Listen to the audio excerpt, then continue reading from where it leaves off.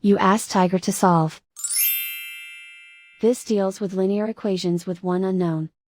The final result is x equals -4. Let's solve it step by step. Simplify the expression. Expand the parentheses. Simplify the arithmetic.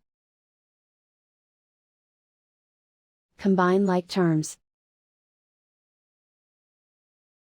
Group all constants on the right side of the equation. Subtract 63 from both sides.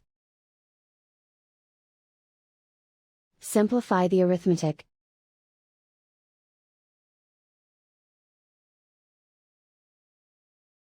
Isolate the x.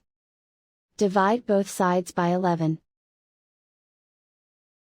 Simplify the fraction.